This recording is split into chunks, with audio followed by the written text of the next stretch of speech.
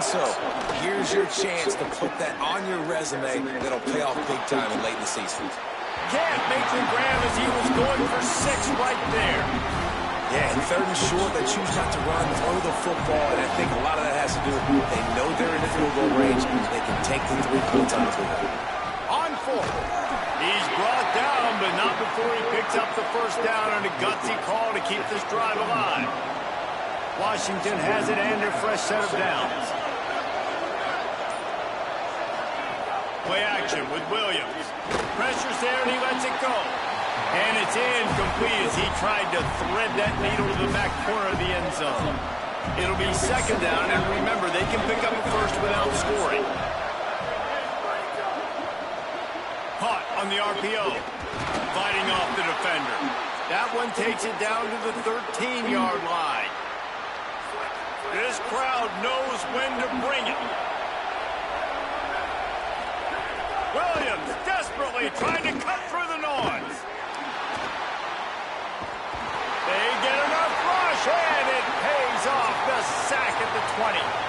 Now, after the sack, there is a man still down. Here comes the field goal unit. This crowd trying to do its part to get inside the kicker's head. Nestled just inside that right upright. Hold on just a second. There's a flag on the field. Let's see what's up with that. This offense plenty happy enough with the result of that play, so they just let the official put that flag back in his pocket and decline the penalty. He'll bring it back from inside his 5. He was looking for some running room, but not much to be found as he stopped at the 18.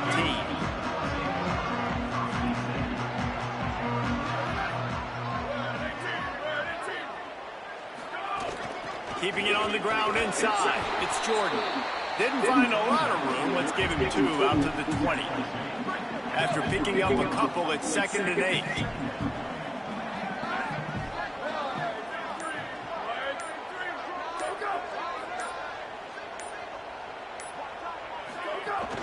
Sells to fake. Out wide left, it's Bowman. That one could really put this drive into high gear as they have a 1st down at the 37. And I think Lincoln Riley really showed why the move to Jake Nyama the year before was the right move. He got a little bit of experience, and then last year you saw him just absolutely take off. I think the biggest thing that stands out is always the voice. He never seems rattled. The moment never seems too big. And Palmer, another year with Lincoln Riley. Probably expect him to take even another leap this next year forward. No question. Video game numbers loading right now for this guy. And listen, he lost some talent to the NFL draft, some 1st-round talent at wide receiver. But you know, in this system, you're always going to have other guys to throw to. And now that he's even this much more comfortable, expect the numbers to be off the charts. If he can stay healthy, they can win the conference and compete for a national championship. And the Trojans are moving quickly down the field.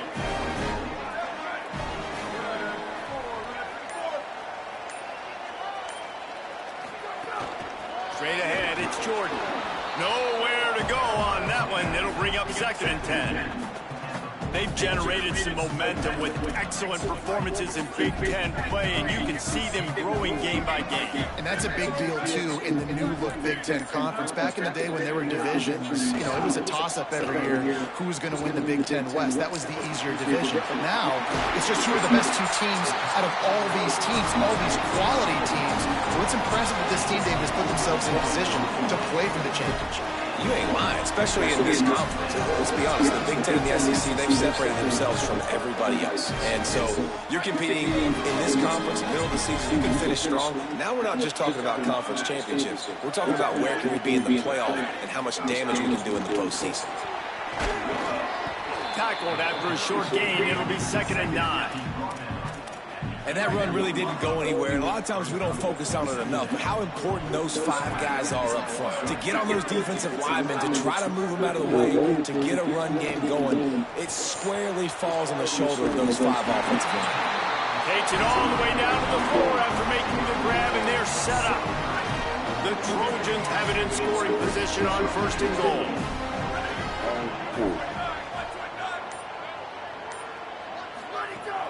They'll try to get it in with the run. Nothing doing, and he was lucky to get back to the line of scrimmage at 2nd and goal.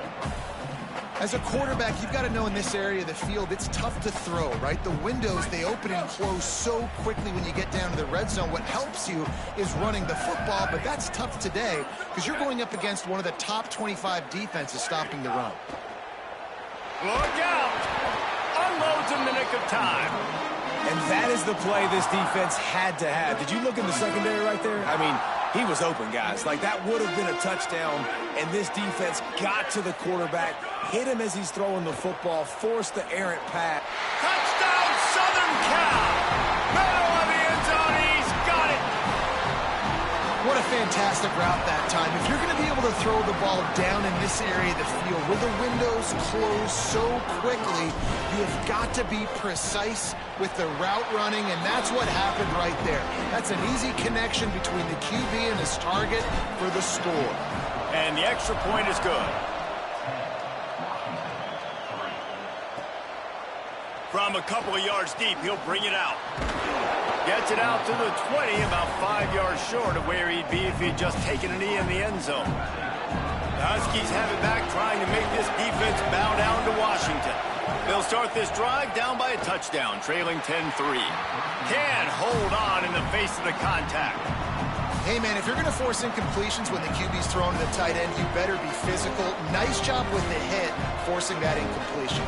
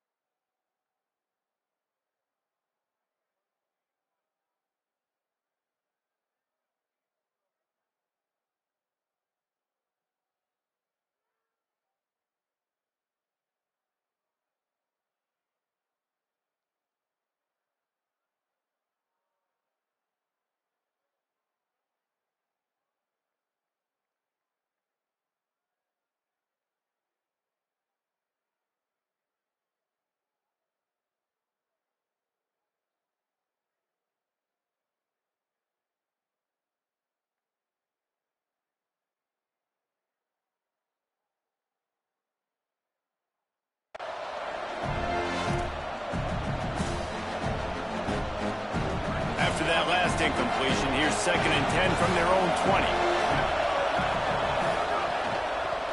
They want to run it left here. Knocked down immediately. Decibels rising as the crowd gets behind this defense on 3rd down. Here's Williams. They'll flip it out to the back on the screen. Crosses the 30. Across the 40, out of bounds at the 41, and a big pickup has this offense on the move. Washington coming to the line with another 1st down.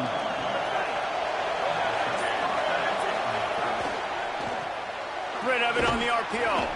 Really short gain on that one. Defense all over it. Picked up 5 on that last pass play. Now it's 2nd and 5. Throwing, Williams. Got the quick pass. Turning it on. He'll go out of bounds inside the 40. They'll mark it at the 39. The Huskies, after moving the sticks through the air, come to the line. Motion from the wide receiver. Williams to the air again. Gets rid of it. Got his man. How about this running back's ability to get into a pass pattern and get into one downfield? Yeah, I like it, and I like the offensive coordinator continuing to work the running back in the passing game. Do more of this. It's easy. It's not hard routes. It's not things I have to read. It's matchups. And what I find when my guy's better than yours and how I take advantage of it. Trying to squeak through the pile. They are on the move as they pick up the 1st down. They'll spot it at the 28. Offenses that are great on 3rd downs, what do? Most of the time, they keep it in manageable situations where they're not predictable, not just dropping back to pass. They do it here on 3rd and short. They convert. This offense has been so efficient on 3rd downs all throughout this season. Now on 1st down from the 28. Williams. Rushes on.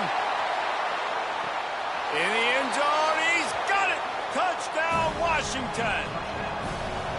Nice job putting a drive together. Nice job punctuating the end of the first half. There's still some time left, Palmer, but they can tie this thing up right now. Yeah, and this is a staff that has so much confidence in their offense. I like staying aggressive right here, going for two, taking the lead into halftime, and putting a ton of pressure on the opponent. Not going to give him a chance to make a play as they boot that thing through the end zone. The drive starts from their own 25-yard line. Sets his feet. It's Mayava. Oh, pressure's coming.